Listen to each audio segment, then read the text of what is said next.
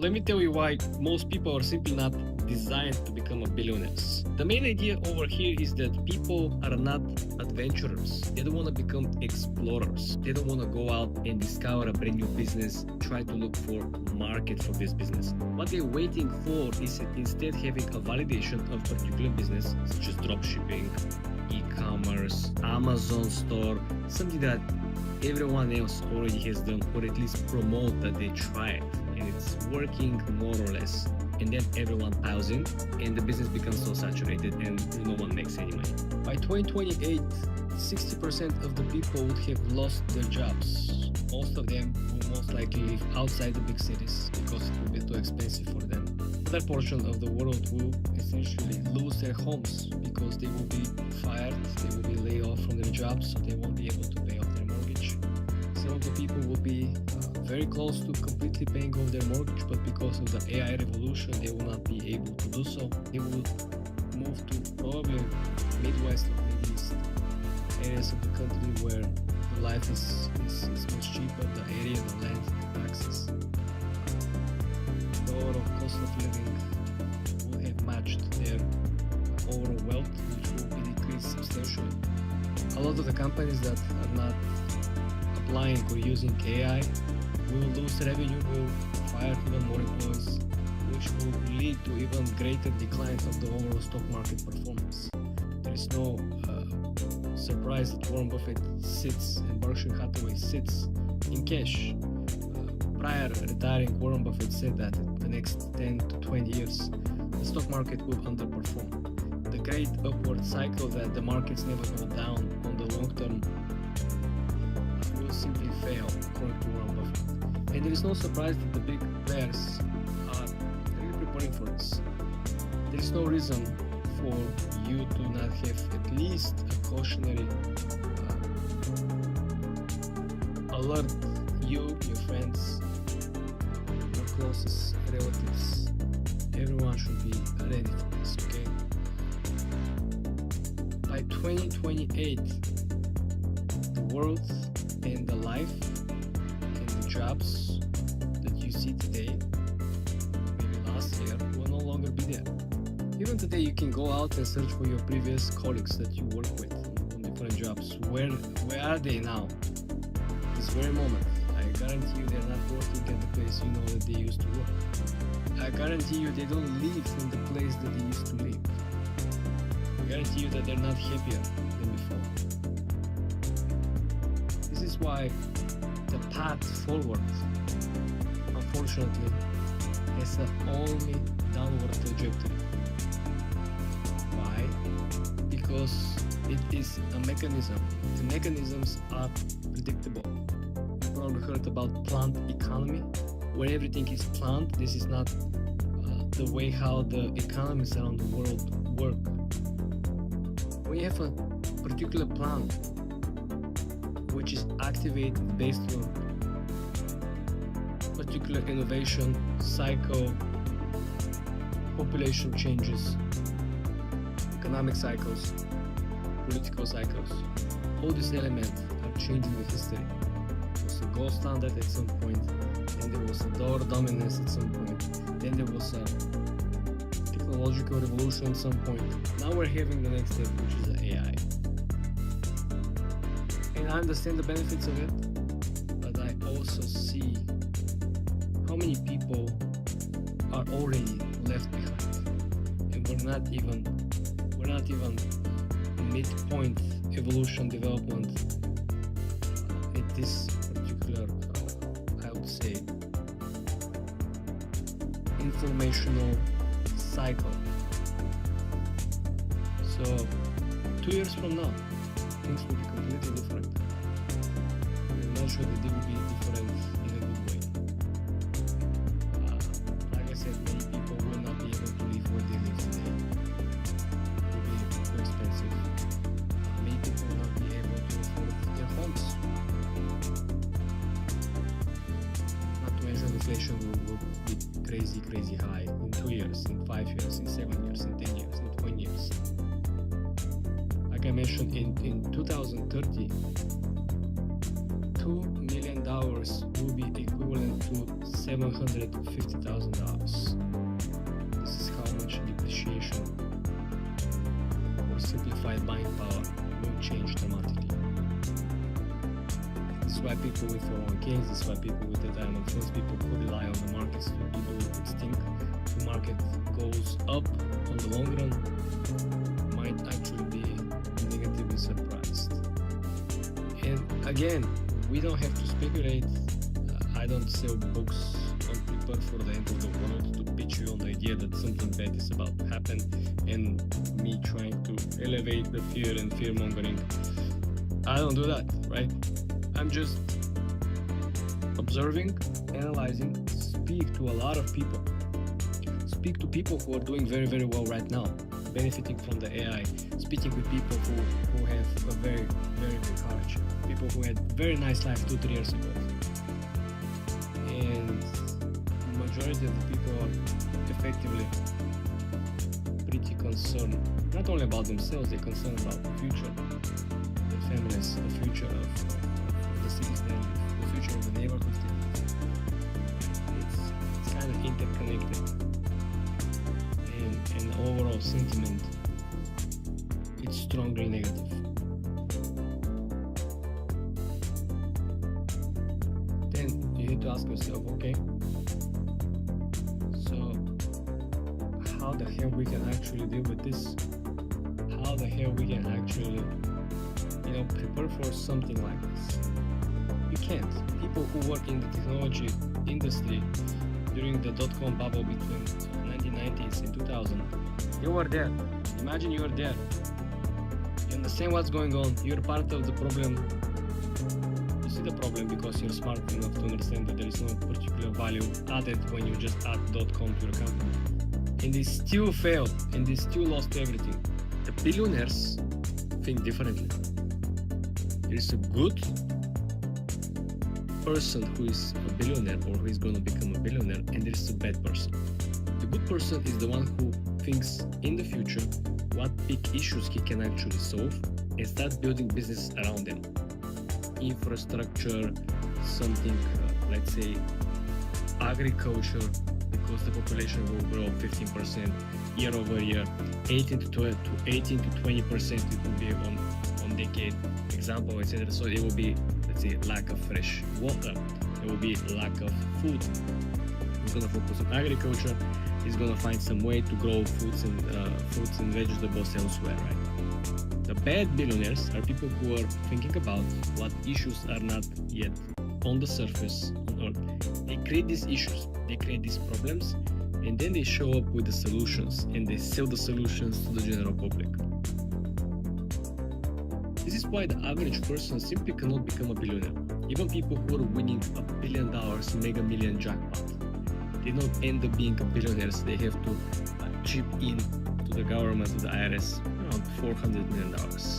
And even people who do not have a financial literacy or background, they understand that they should take the full amount lump sum.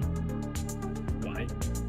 Because the inflation will simply destroy these remaining millions of dollars if they choose to get the plan for 10, 15 or 20 years payback. So let's go back. Normal people do not go out and try something new. Why? Two main reasons for it. Number one is that they have to be very smart. You have to really have, first of all, vision, and you have to have the skills to follow the vision. Even if you're smart, and even if you have a vision, and even if you have a great partners to build the actual tool or product, you have a problem number two, which is you don't have the market yet. This is called product market fit. No one is begging you, build this product, build this service, we're gonna buy from you. No. This is why it is very, very hard. Not only have to be very, very smart, you have to be fast, you have to have a vision, which means you have to innovate something, you have to come up with something that is not yet there, and then after all work is done, research and development, testing, certification, licenses sometimes they require, different government approvals. Then you go on step number two, which is who. Now we have to be a marketing genius, and we have to identify our core potential clients, and then we have to identify the right pricing, and then we have to figure out the logistics. And because we're talking about brand new niche, brand new product, something that hasn't been done before, you have to expect malfunctions. You know that in 2025, over 100,000 different jobs completely shut down due to the AI. And I'm not talking about people getting fired. I'm talking about actual businesses shut down because the product or service is no longer in demand. No one is placing orders because the AI is getting the job done faster and cheaper. What are these businesses? Well, as we have guessed, we're talking about graphic design, we're talking about video production, we're talking about marketing, we're talking about advertisements, we're talking about AI video generation replaced all the production lines. You no longer need an actual physical influencers to hold or promote your product. You no longer need somebody to draft a logo or create a special ad or commercial for your product or service. You no longer need anyone to actually come over and create a special strategy, run ads, create retargeting, collect keywords, run different numbers, trying to look at the competitors. No, you can do all this using AI. So if no one actually placing order to your company, well, effectively you're out of business, right? Think about everyone who starts the business for the first time, they all do the same thing. They think that everyone could be their client, they want to reach everyone, they want to sell to everyone, and they want to sell cheap, right? Why the mindset of every new business owner is the same? Why 90% of these people fail?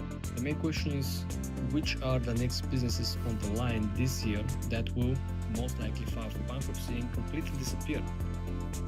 Look, we're not just talking about the weakest players of the industry. We're talking about every player in the industry essentially is closing, over 100,000 in some of these particular niches in 2025, because the niche is kind of disappearing, right?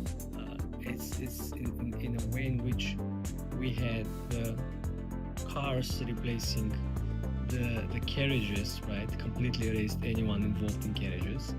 The production of carriages in the business completely plummeted. Then we have the internet came in, completely erased all the radio and other stuff, sources of information. Then we got the TV, then we got the phone, etc. Right? This is how when something completely new comes around, comes along, it's not just taking all the weak hands and the weak business providers off the market. It takes the whole niche off the market, creates a completely new niche where it either going to be couple of new services merged together, offered as one service, which could be, now let's say you run an AI agency, you can offer video production, you can create content marketing, you can create an advertisement campaign, you can create the full blown house where people can order absolutely everything for promotion and design of their personal brand and their products and services that they're offering. It no longer has to go to 5 different companies to get the job done. The second option, if that's not going to happen, it will be extremely niched and specialized firms. Let's say somebody has a video generation tool that they built for themselves in-house. In this video generation tool, it's trained on data only on sport ads from the past. So basically there is a special niche down agency that only produces commercials, ads and marketing campaigns for only sporting goods or sport drinks or anything related to sport. This is very helpful because having your own personal chatbot trained on your own personal data, it gives you precise outputs, which, as you know, the better the outputs, the better the prompts. First of all, it's more cost efficient because you will use less tokens, which basically means that you have higher profit margin because everything that remains will simply profit from you from the actual generation cost. These are the two parallels I see that will come on the surface. And if you look like honestly, who else most likely going to be replaced? Of course, will be content writing. Everyone who previously was ordering to write articles maybe the people who are publishing these articles or putting the articles on the actual medium. Let's say I want to have a front page of my business on Wall Street Journal. I no longer have to pay whatever amount it is for someone to write the article for me and then pay additional fee for the distribution. I may as well just pay somebody else, third party, completely summarized, very focused and niche down AI tool that has been fed the training data from the most successful engaging articles. So when you have, like I said, a personalized tool that is trained on the data that is very niched and the data that is only outperform all the metrics, you have essentially a very successful and highly objective product, which means that there's a very small chance for a flop on the particular output. This is what I see. If you want to go and try to replicate this, you need to start training your own models. You need to have separate accounts in different AI tools, and you have to start specializing them in particular niche. Let's say you have a tool only for medical thematic questions, content. It could be blog posts, it could be a site for some home remedies. You can have another tool that is only for like home workout or something. The idea is that you don't want to mix up. Today everyone is mixed up, all the questions, all the information, different inputs, different outputs. So your own personal chatbot has no core value attached to it because it has many parts of information, questions and answers, but essentially has no real deep understanding of any of it. Do you know that every single day 2,500 different businesses file for bankruptcy in the United States, and another 2,000 are started? Before the virus situation, every single year they had over 900,000 businesses simply file for bankruptcy. And in 2025, majority of the businesses which were closing were retail locations, and the number jumped from 2,500 a day to 15,000 a day. This is why selling cheap, and this is why doing business as noob, as a brand new business owner, following the old way of doing business, it's usually not gonna get you successful. It will not differentiate your business or your product. Selling cheap creates this idea that everyone could be your client, but if everyone is your client, you don't really have the actual clientele profile. You know exactly niche down who is your client, how much money they're making, where they're living, what kind of brands they're wearing, right? It's like you trying to sell a person who is buying Loro Piana a Zara jacket. Do you understand how ridiculous this will look like? The person will not going to be even interested. Or you're trying to sell a person who only drives a European cars, Mercedes, BMW, Audis. You try to sell this person, let's say, a Honda Civic or Subaru, right? It's simply not gonna get the deal done. This is why you wanna niche down the profile of your clients. Reverse engineering.